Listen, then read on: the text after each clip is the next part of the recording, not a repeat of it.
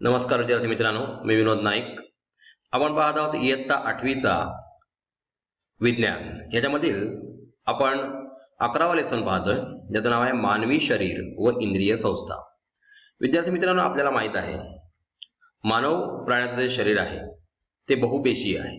म्हणजेच अमिबा किंवा आपण क्लोरेला किंवा युग्लिना यांचं स्ट्रक्चर बघितलं तर त्यांची सर्व कार्य एकाच पेशीमार्फत होत असतात. परंतु मानवासारख्या बहुपेशीय प्राण्यांमध्ये वेगवेगळ्या प्रकारच्या इंद्रिय संस्था असतात. आपल्याला माहितच आहे की पेशींपासून उती तयार होतात. म्हणजेच दोनापेक्षा जास्त पेशी एकत्र आल्या आणि त्यांचा एक क्लस्टर तयार झाला की त्याच्यापासून उती तयार होतात, म्हणजे टिश्यूज पासून इंद्रिय तयार होतात, ऑर्गन्स तयार होतात आणि ऑर्गन्स पासून संस्था तयार होतात. अशा वेगवेगळ्या संस्था आपल्या शरीरामध्ये किंवा कोणत्याही प्राण्याच्या शरीरामध्ये कार्य करत असतात आणि त्या सिंक्रोनाइज्ड असतात. म्हणजे कोऑर्डिनेशन त्यांच्यामध्ये मेंटेन केलेलं असतं आणि त्याच्यामुळे सर्व लाईफ प्रोसेसेस ह्या स्टेप बाय स्टेप होत असतात. म्हणजे जसं की आपण तोंडात घास टाकल्यानंतर तोंडातून सलायवा बाहेर येणं आणि सलायवा मिक्स, म्हणजे त्यामध्ये टायलिन किंवा त्याला अमायलेज असं म्हणतात, असं एन्झाईम बाहेर पडतं, ते मिक्स होतं आणि इथूनच पचनाची क्रिया चालू होते. अशा बऱ्याच प्रकारच्या क्रिया आपल्या शरीरामध्ये चालू असतात. इथे पहा, इंद्रिय व इंद्रिय संस्था कशापासून बनलेली असतात. मी तुम्हाला सांगितलं, जसं की आपण पुस्तकामध्ये बघतो की अक्षरांपासून शब्द बनतात, शब्दांपासून वाक्य बनतात, वाक्यांपासून पॅराग्राफ बनतात आणि पॅराग्राफ पासून लेसन्स बनतात आणि बऱ्याचशा लेसनचं एक पुस्तक तयार होतं. त्याप्रमाणे विद्यार्थी मित्रांनो, आपल्या शरीरामध्ये पेशींपासून उती आणि उतींपासून ऑर्गन्स म्हणजे इंद्रिय बनतात आणि इंद्रियांपासून या संस्था बनत असतात. आणि ह्या वेगवेगळ्या संस्था तुम्हाला पहिलंच मी सांगितलं त्याप्रमाणे वेगवेगळ्या लेवलला काम करत असतात आणि त्या वेल सिंक्रोनाइज्ड असतात. म्हणजेच त्यांच्यामध्ये कोऑर्डिनेशन मेंटेन केलेलं असतं. कोणताही डिस्टर्बन्स आला तर किंवा कोणताही बिघाड झाला तर आपल्याला डॉक्टरकडे जावं लागतं.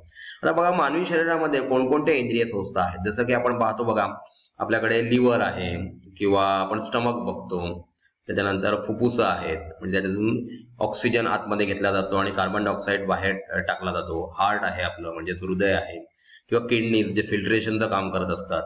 अशा प्रकारच्या वेगवेगळ्या इंद्रिय वेगळ्या प्रकारे काम करत असतात. आता ह्या इंद्रियांना एकत्र बांधून संस्था तयार होतात. जसं की आपण बघतो रक्ताभिसरण संस्था, याच्यामध्ये महत्वाचं कार्य कोणाचं आहे तर हृदयाचं. हृदय आपल्याला माहित आहे की 4 कप्प्यांनी बनलेलं आहे.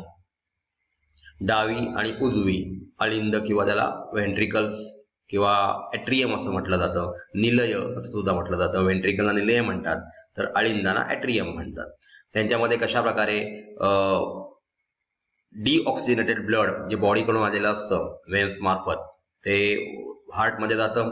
हार्टमधून परत एकदा पंपिंग करून ते फुफ्फुसापर्यंत जातं आणि फुफ्फुसापासून परत एकदा ऑक्सिजनेटेड होऊन परत एकदा आपल्या ह्याच्यामध्ये अलिंदामध्ये येतं. अलिंदामधून निलयांमध्ये जातं आणि परत तिथून बॉडीला सप्लाय केलं जातं. म्हणजे डबल सर्क्युलेशन जे आपण बघतो, ही इंद्रिय संस्था ह्याच्यामध्ये हार्ट किंवा व्हेन्स, आर्टरीज ह्या महत्वाची भूमिका बजावत असतात.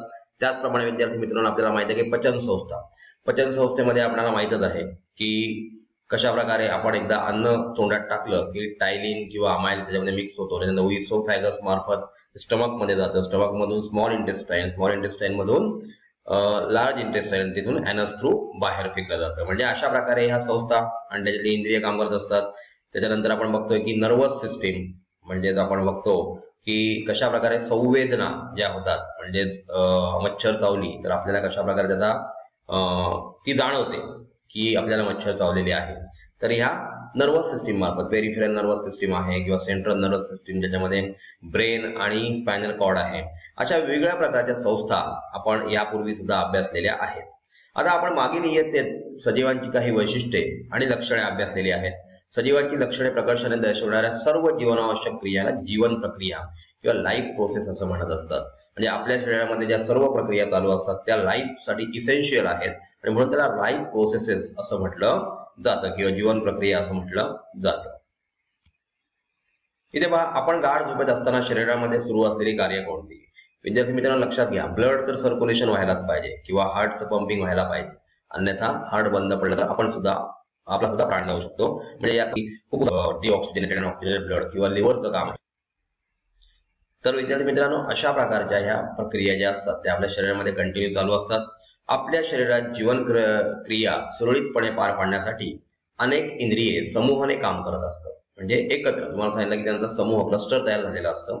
जसं की आपण बघितलं, समजा आपल्याला डास चावला असेल तर एफरंट नर्व तो सिग्नल आपल्या स्पायनल कॉर्ड पर्यंत आणतात. स्पायनल कॉर्ड पासून तो ब्रेनला जातो. ब्रेन कडून परत एकदा इफरंट नर्वला त्याची ऑर्डर येते अपवाही आणि अभिवाही चेतातंतूंद्वारे. अशा प्रकारे मसल्सला ऑर्डर दिली जाते दुसऱ्या हाताच्या आणि ती मच्छर मारली जाते.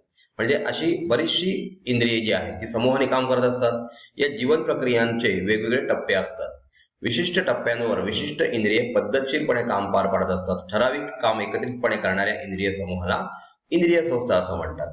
तुम्हाला माहितीच आहे इंद्रियांबद्दल आपण याच्यापूर्वी बोललेलो आहोत. म्हणजेच इंद्रिय म्हणजे आपण डायजेस्टिव्ह सिस्टीम बद्दल बोललो. याच्यामध्ये वेगवेगळ्या प्रकारची इंद्रिय आहेत.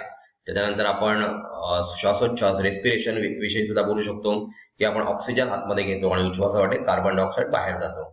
आता हा ऑक्सिजन जो आहे तो सेल पर्यंत पोहोचवण्याचं काम हिमोग्लोबिन करत असतो. हिमोग्लोबिन हा ट्रान्सपोर्टर आहे, कॅरियर आहे ऑक्सिजनचा, आणि कार्बन डायऑक्साईड सुद्धा कॅरी आउट करण्याचं काम हा हिमोग्लोबिन करत असतो. म्हणजे प्रत्येक पेशींमध्ये क्रेब्स सायकल मार्फत जे एटीपी मॉलिक्युल्स, जी ऊर्जा आपल्याला मिळत असते, जी मायटोकॉन्ड्रियामध्ये साठवलेली आहे, ती ऊर्जा व ह्याच्यामधून तयार होणारं वेस्ट प्रोडक्ट म्हणजे कार्बन डायऑक्साईड बाहेर टाकण्याचं काम हिमोग्लोबिन मार्फत होत असतं.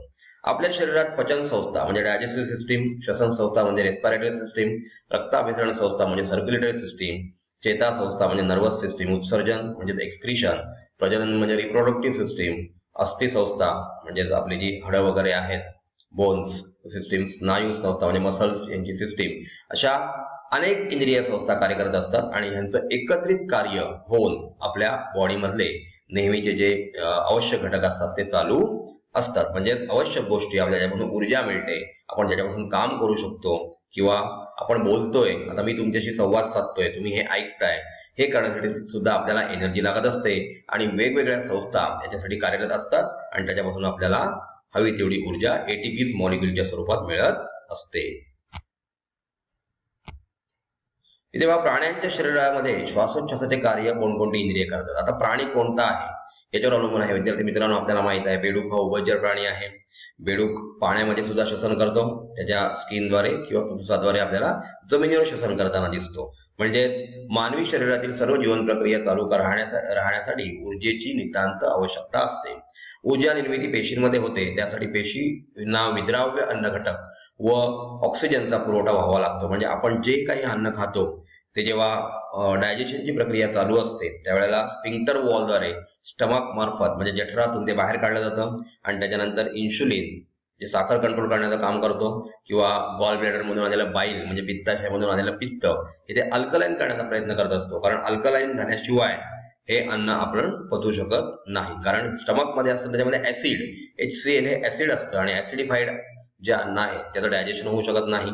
आणि म्हणून अशा प्रकारचं अन्न अल्कलाईन केलं जातं. त्याच्यानंतर ते आपल्या बेली भोवती म्हणजे बेंबी भोवती जी कॉईल केलेली स्मॉल इंटेस्टाईन आहे त्याच्यामध्ये फिरत राहून त्याचं पचन होतं. आणि पचन झाल्यानंतर जे तयार झालेलं विद्राव्य अन्न घटक आहेत म्हणजे ग्लुकोज आहेत आणि नाकावाटे आलेला ऑक्सिजन जो कॅरी करतो कोण, तर हिमोग्लोबिन.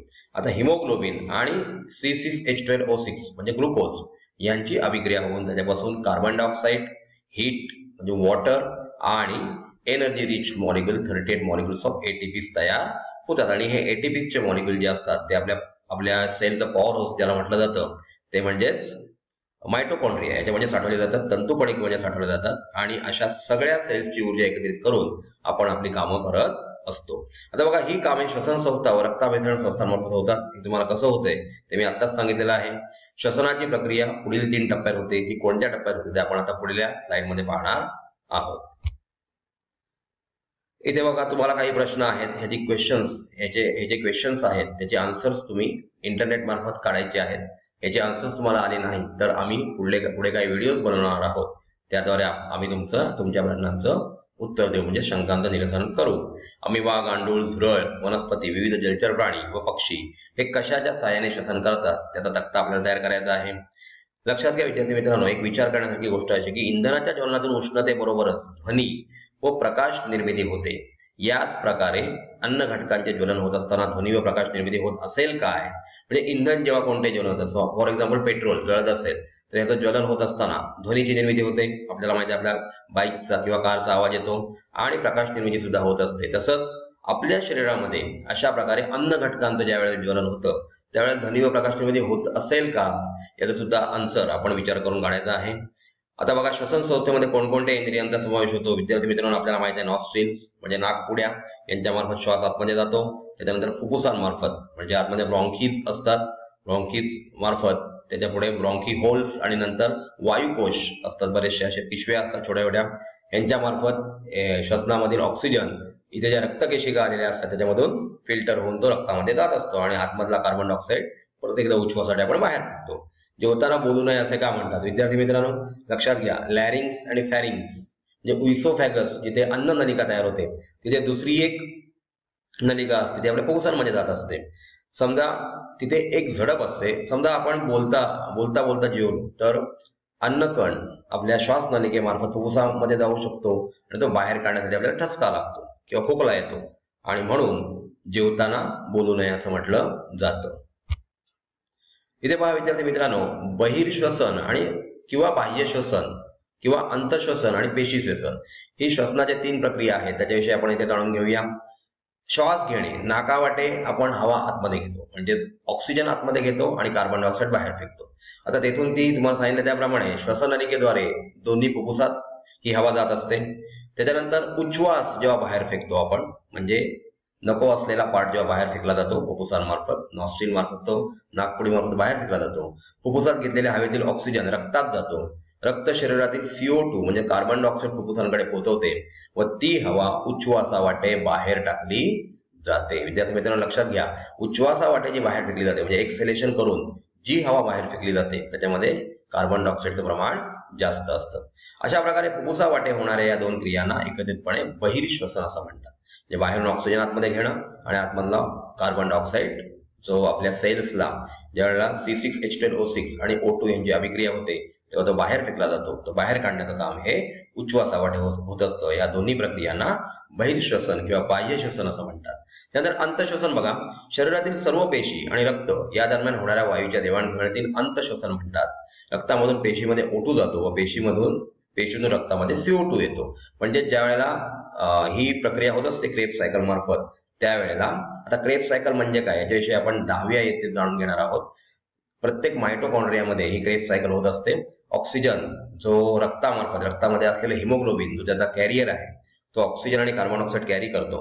तो ऑक्सिजन पेशींपर्यंत घेऊन जातो आणि आपण जे खाल्लेलं आहे त्या अन्नाद्वारे तयार झालेला C6H12O6 म्हणजे ग्लुकोजचा मॉलिक्यूल यांच्यामध्ये अभिक्रिया होते आणि ह्या प्रोसेसमध्ये ATP मॉलिक्युल्स तयार होऊन त्याच्यापासून कार्बन डायऑक्साईड बाय प्रोडक्ट तयार होतं आणि हे बाय प्रोडक्ट रक्तातील असलेल्या हिमोग्लोबिनद्वारे परत एकदा फुफ्फुसाकडे आणलं जातं. हे आतमध्ये होणाऱ्या श्वसनाला अंतश्वसन म्हणजे इंटरनल रेस्पिरेशन असं म्हटलं जातं आणि बाहेर जे असतं ते एक्सटर्नल रेस्पिरेशन आहे. आता तिसरा प्रकार बघूया पेशी श्वसन. ऑक्सिजनमुळे पेशीतील ग्लुकोज सारख्या विद्राव्य घटकांचे मंद ज्वलन होऊन ATPच्या स्वरूपात ऊर्जा मोकळी होते. याच्याविषयी ऑलरेडी आपण डिस्कस केलेला आहे. त्याचबरोबर CO2 व जलबाष्प म्हणजे जे पाणी आहे त्याची वाफ तयार होते, कारण आपलं बॉडी टेम्परेचर साधारण 38 डिग्री सेल्सिअस आहे आणि त्याच्यामुळे आपण थंडीच्या दिवसामध्ये बघा आरशावर जर आपण तोंडातून वाफ बाहेर काढण्याचा प्रयत्न केला तर आपल्याला ती वाफ आलेली दिसते.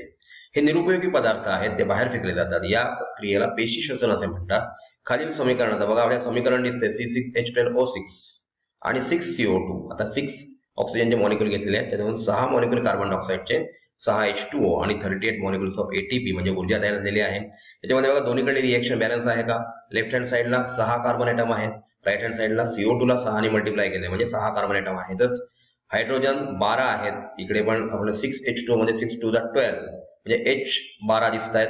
ऑक्सिजन बघा पहिले C6H12O6 मध्ये 6 आणि 6 जोडे 12 म्हणजे 12 आणि 6 18 ऑक्सिजन आहेत. कार्बन डायऑक्साईड मध्ये CO2 मध्ये 6 to the 12 ऑक्सिजन आणि H2O मध्ये 6 ऑक्सिजन असे 18 ऑक्सिजन म्हणजे दोन्हीकडे सेम क्वांटिटी कार्बन हायड्रोजन आणि ऑक्सिजनची आहे. आणि याच्यामध्ये दुसरी गोष्ट म्हणजे 38 मॉलिक्युल्स ऑफ ATPs म्हणजे ॲडिनोसिन ट्रायफॉस्फेट हे तयार होतात. हे एनर्जी रिच मॉलिक्युल आहेत ज्याच्यामुळे आपल्याला ऊर्जा मिळते. तर अशा प्रकारे विद्यार्थी मित्रांनो आपण या सेशनमध्ये इंद्रिय म्हणजे काय, ऑर्गन्स म्हणजे काय, इंद्रिय संस्था म्हणजे काय, त्यांचं कार्य कशा प्रकारे चालतं किंवा 3 प्रकारचे श्वसन म्हणजे बाह्य श्वसन म्हणजे काय किंवा अंतश्वसन आणि पेशी श्वसन म्हणजे काय याच्याविषयी आपण याच्यात जाणून घेतलेलं आहे. धन्यवाद.